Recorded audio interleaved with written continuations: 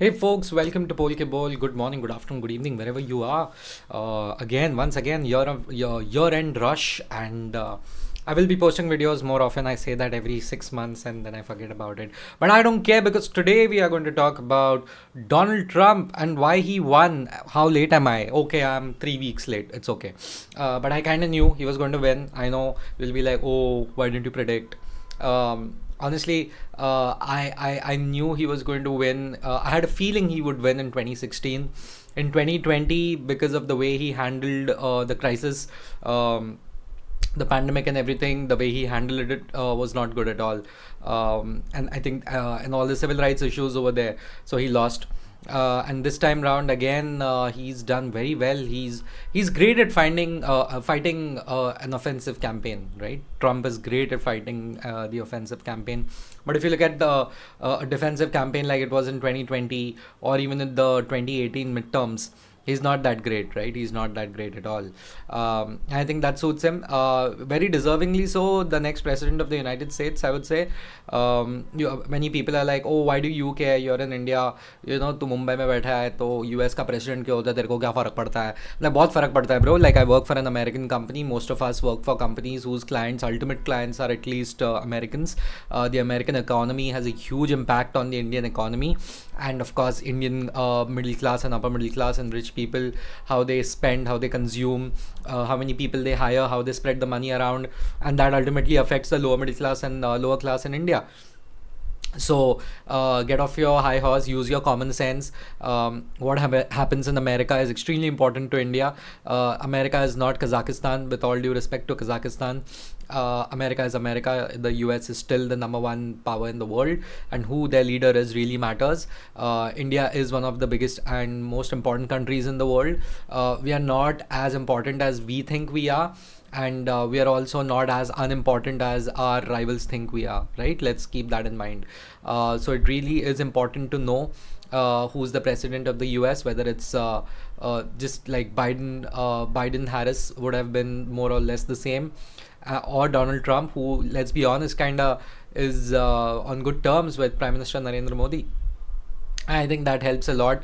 That helps India both because not just in terms of economy, but also in terms of defense. I would say geopolitically, India is rising, however slow or let's say however unevenly India is rising. We are still rising. Our general direction is upwards, right, and in the right direction. I would say we are trying to shed our socialist tendencies.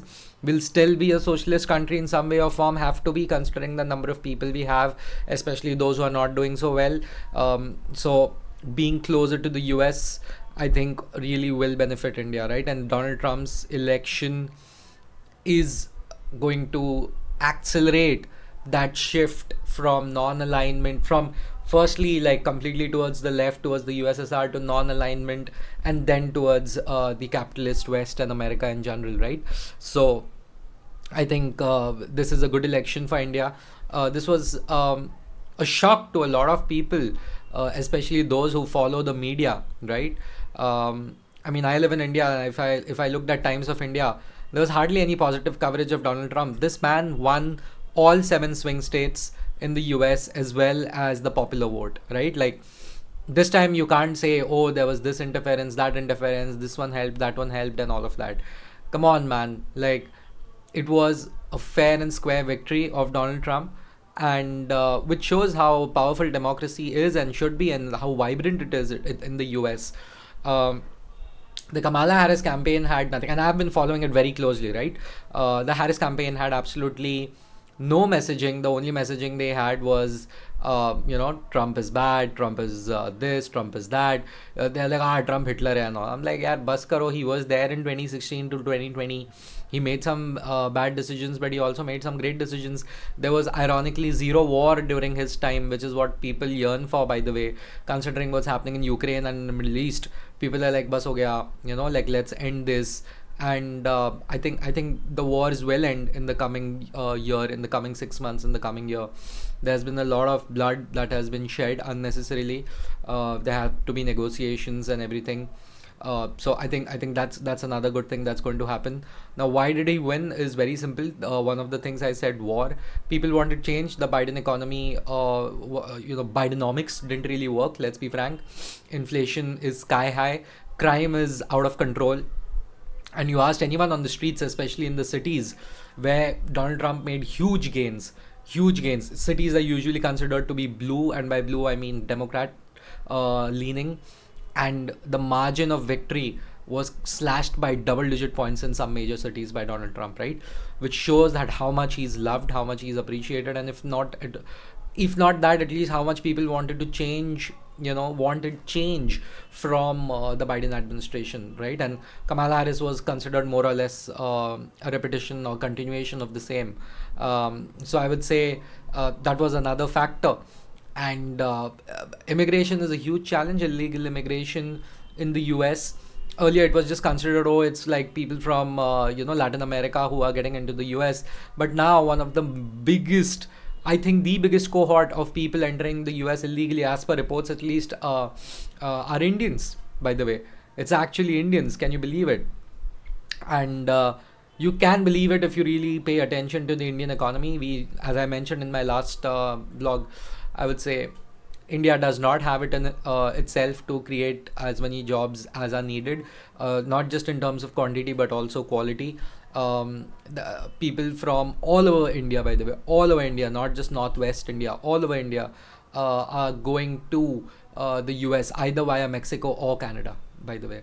And it's at all-time high, the number of Indians getting into the US illegally, and I don't think that number is going to stop anytime soon, unless the US authorities take some efforts, take some special efforts, and much needed efforts to take control of the border, which was something that was clearly on top of mind for a lot of the voters, right? Clearly, not just the southern states, but a lot of the voters across the country, because immigrant sentiment towards immigrants has been falling drastically across the world, especially in the West, right? And Donald Trump has always been like, "Hey, man, I'm against illegal immigration," which sounds insane, right? Like you don't. It has illegal in its name, right? But clearly, we have had some interesting last 5 to 10 years where words have lost meaning, and it hasn't happened by mistake. By the way, it was clearly a concerted effort. Just mind you. Having said that, does the U.S. immigration system need reform? Clearly, it does. The people who are trying to enter legally, like a lot of my friends, they are stuck for years and decades waiting for their green cards in the US, right? And and by the way, that has led to a lot of people moving to Canada, which has its own issues. By the way, I think I just read today they are letting 7.5 million visas. They're letting it expire. So, which shows that there was a case of over immigration, even in a legal form, in a place like Canada, even, right? So I would say Donald Trump coming in is definitely going to reduce illegal immigration. He clearly has the mandate for the same, right? But what about legal immigration? Now, if you paid attention to Donald Trump and his podcast appearance in the All In podcast, right, with like J Cal, David Sachs, obviously, Chamath, and David Friedberg, right? The besties. Do follow the All In podcast; it's fantastic. In that episode, he essentially said, because these guys are tech bros, right? Like these are tech titans. Most of these people, except J Cal, famous Uber investor. So these guys petitioned Donald Trump saying, we need high level tech talent to enter the US easily and stay in the US easily, right? And of course, you won't just raise millions of dollars for someone and push for them, put your reputation on the line like David Sachs did for almost a year or two now, and then suddenly be like, oh, I want nothing in return. Everyone needs something in return. That's fair, right? He's a public representative. He's representing people and their thoughts and wishes. So in that sense, Donald Trump did say in that interview, by the way, that he is pro H1B visas and he's pro tech workers entering and staying in the US in a more seamless manner. So there will also be legal immigration reform, just by the way, which is extremely boring and doesn't catch eyeballs as much as illegal immigration reform catches. So yeah, that's what it is. Remember that. So I think it will be better for legal immigration. It has to improve, right? It has to improve. The economy, the US economy heavily relies on immigration of all sorts, and this is not just me saying it, like their own politicians and ex-presidents are saying it, by the way, at this point. Like even in the UK, Boris Johnson has come out and said, hey, I think and Dominic Frisby, I think his name is, no, someone else, I'm getting it wrong, but some people who are part of the establishment in the Boris Johnson government, as well as in the US government. Even Bill Clinton said it, hey, our birth rates aren't good. We need immigration to run the economy and everything. And at least they were not saying all this 5-10 years ago. At this point, they are just given up and they are like, hey, listen, our birth rates aren't great. We need more people to come in. Now, the question is, how will they come in? Whether legally, illegally. The thing with illegal immigration is, while it is bad for the working class, it is great for the oligarchs, because then the oligarchs can actually pay them less for the same amount of work, if not more. And the average wages keep going down.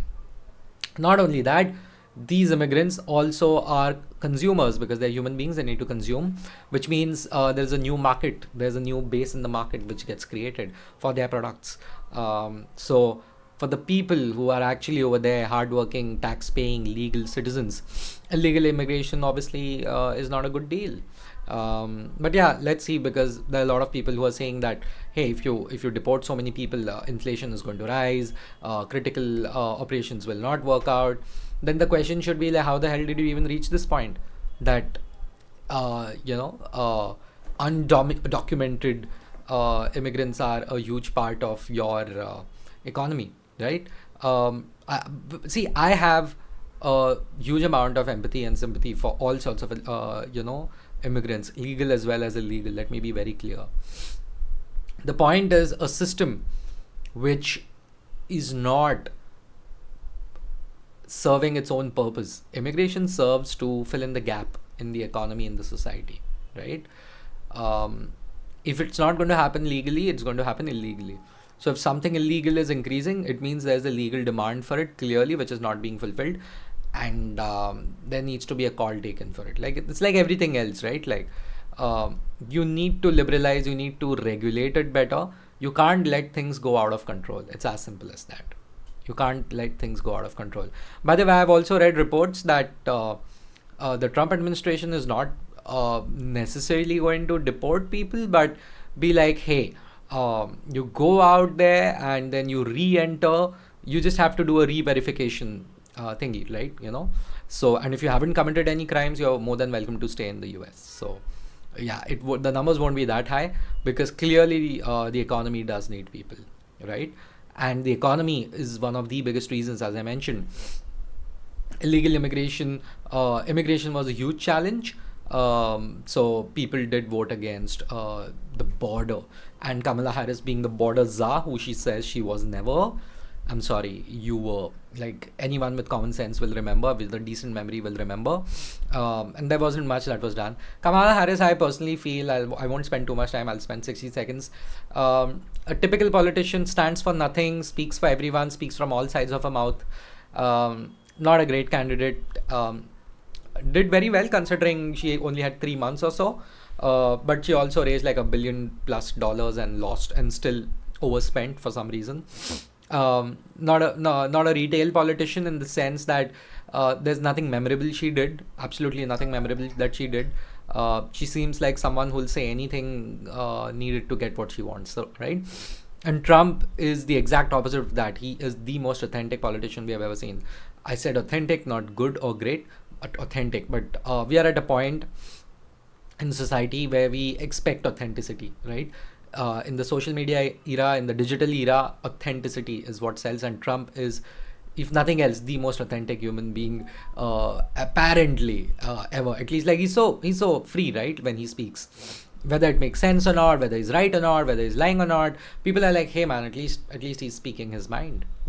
Kamala Harris was never a good candidate. Don't let CNN, MSNBC lie to you. Let's be very frank. She was never a good candidate. And Trump ran a beautiful campaign. The McDonald's visit, the garbage truck, so many things that were tried against him.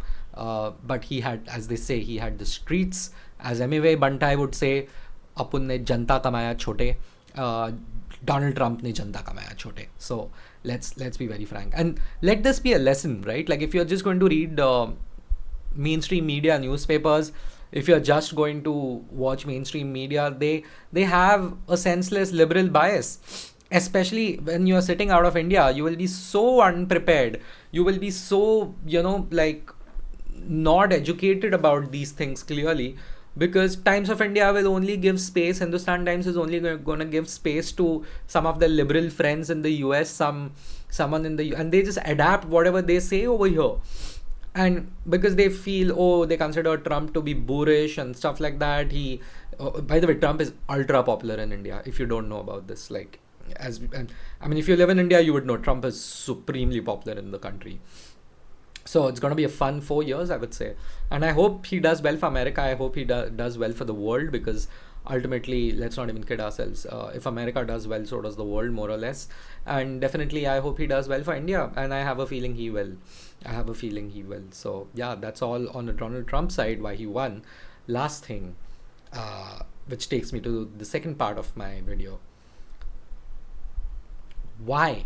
Which is the one major thing, reason he won. Young men came out in droves to vote for Donald Trump, right? There was like a 24 or 30 percentage point shift from 2020 to 2024 for men. There was even like a 8 to 12 point shift from the left to the right, from liberal to conservative. Even young women, men who are less than 25, 30 years old, they have gone out and voted for Trump in huge numbers.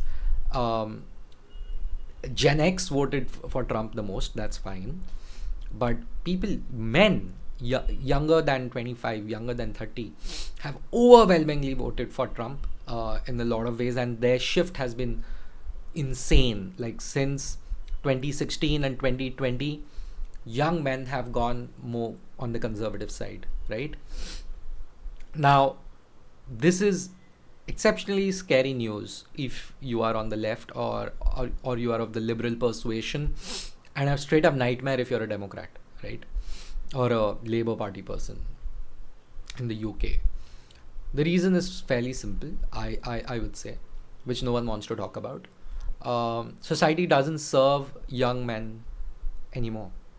Now, many detractors would be like, oh, why are you special? Society has always served young men, your time is gone. What do you want? You want special rights again? You want your privileges back again? Now, this is the exact kind of attitude that will keep making you lose elections and lose the culture wars, right? It's as simple as that. The reality is, as a young man too, I know I'm 31 now, but I was 27 not so long ago.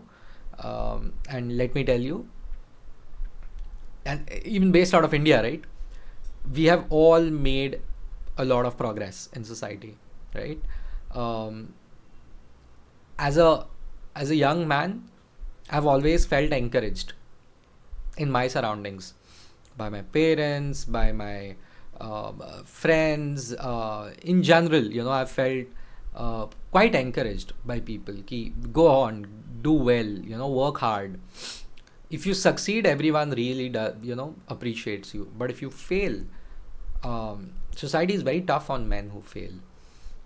And by failure, I mean not doing so well at this age also. Utna kama nahi raha hai ladka. Oh, I don't know what is he doing. He's so confused and this and that. If you succeed, the world is good.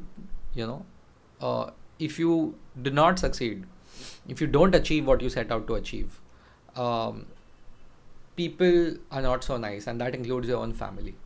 And I've been at both ends of the coin. In my early 20s, I wasn't doing that well. Late teens, early 20s, I was not doing that well. And everyone used to treat me fine, I guess, but there was always that thing, oh, okay, this guy, whatever. The moment I started earning a little bit of money, everyone said, oh, ये MBA वाह, अरे MBA पैसा कमाओ तो my God पैसा है इसके पास. And of course MBA, like premier MBAs in India, they just straight up 10x or 5x your salary on the spot, right? And what they do is they overpay young men like me, young boys like me, give them a inflated sense of worth, and they just throw them in the Indian corporate jungle, making them figure out things they want to, right? And then you take it up from there.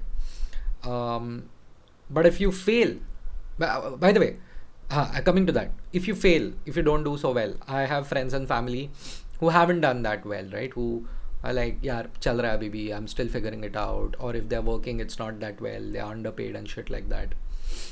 Society does not give you a quarter as a young man, right? And I'm talking about Indian society. They are like, तुम कमा रहे हो तो ठीक है, नहीं कमा रहे हो तो देख लो यार तुम्हारा तुम. So it's very objective. And that is a lesson I learned very early in my life, where I was like, dude, no matter what happens, keep earning money, keep having money, because otherwise people will say all sorts of things, oh, money doesn't matter and all, but it really is important to earn money as a man, because the way people treat you, the way society values you, depends a lot on what you can give. It's very transactional in nature. And I would any day be that overpaid, undeservingly over-respected young adult I was, because apparently I did a great job with a premier MBA, like बहुत उखाड़ लिया मैंने life में, as if I would anyway be that than the Indian dude who is not respected because he's not doing well in his or her career, his career. Because as a man especially, there's always immense pressure until you make it. Immense pressure. There are no two ways about it. There's rarely any backup. Society will encourage you to go out and win. But if you don't win, the price is high. The cost is high. Now that is just in India, right? Imagine what's happening in the West. At least in India, there are opportunities if you do well. The educated class has opportunities. The lower class and the lower middle class, I would say, in India still don't have opportunities. Because of, I explained, right? Our illegal immigration and legal immigration is so high because people feel, यार India में तो नहीं कटने वाला अपना, हमको बाहर जाना पड़ेगा. Which is understandable, right? So I'm lucky and I'm privileged, right? But if you look in the West, there are multiple surveys, and even the economy says that the coming generation is not going to do as well as the previous generation. In fact, the boomers have done so well. The Gen X was like, okay, millennials not so good, and Gen Alpha, Gen Z and Gen Alpha, like, we have no hope left. At least that is the case in US, right? And a lot of liberal beliefs are their luxury beliefs, right? And these young men who are like 14, 15, 16, 17, 18, it's a very hostile environment for them in the US especially. In India, there's a lot of family support. In the West, it's a little less, right? It is a little less. So there's a male loneliness epidemic. No matter what happens in India, at least whether you like it or not, your family is always there around you. They're there for you. They create the biggest problems in India. They also solve the biggest problems in India. That's what family is in our country. In the US, that is not the case. People miss community. Men yearn for community. There is a loneliness challenge over there. In fact, there are multiple surveys which show the number of young men having sex, has gone down drastically in the last 10 years. These guys have lesser friends, lesser sex, lesser money than they did a decade ago. Okay, and obviously lesser prospects. And add to that a mix of a culture which doesn't value you in general, criticizes you all the time. Why do you expect them to be liberal? What is being liberal, right? It's like, hey, progress. For whom? For whom? You can't say podcasters did this. No, podcasters are just a medium.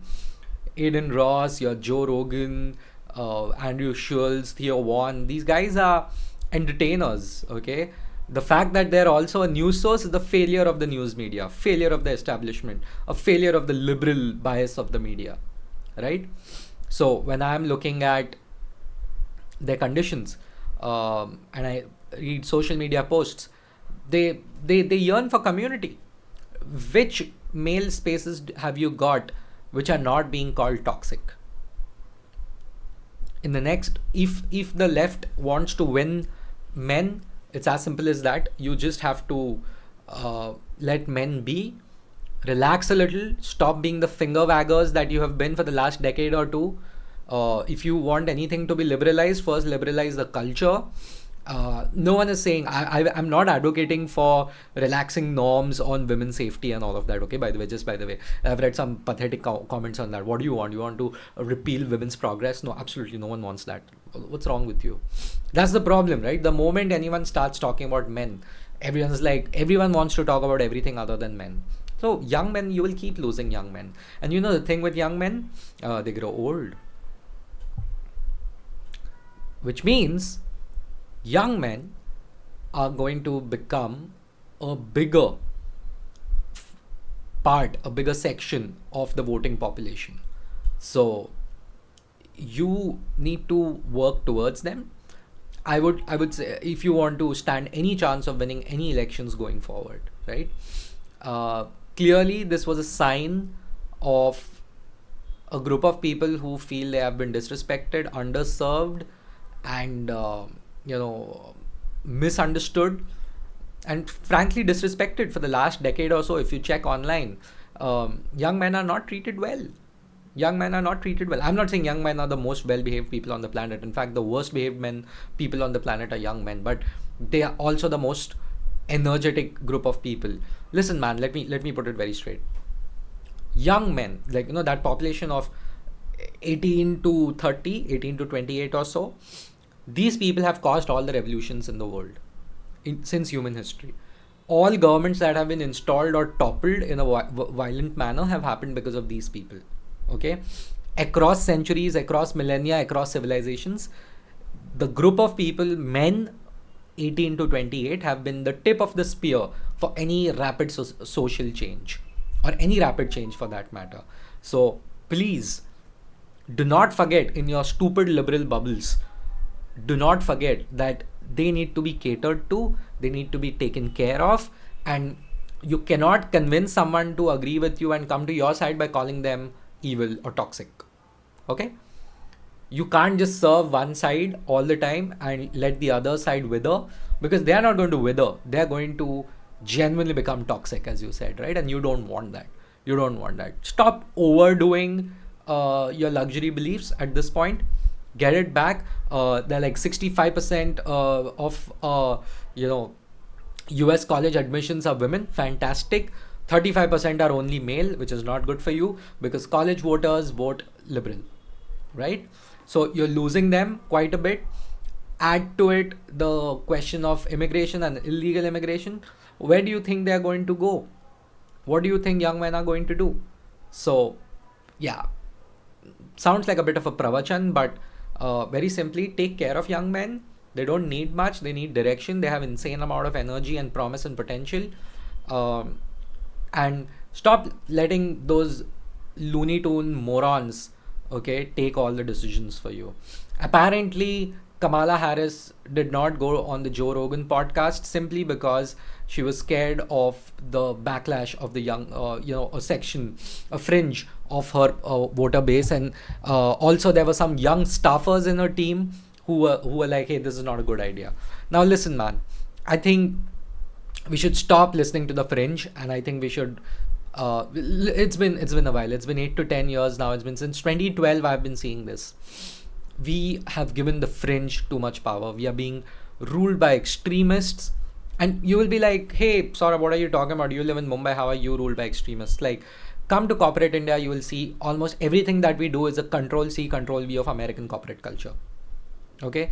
And also the societal rules that we have in urban India are control C, control V of American culture. Just letting you know. And I know you know that. The way we speak, the things we watch, what we consume, it's heavily Americanized, which is understandable.